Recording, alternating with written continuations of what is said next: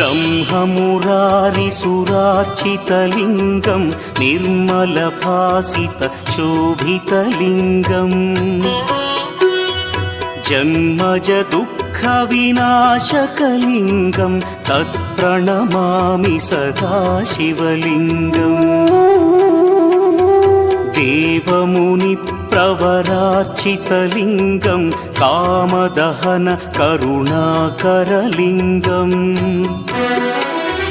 रावणदर्पविनाशकलिङ्गं तत्प्रणमामि सदा शिवलिङ्गम्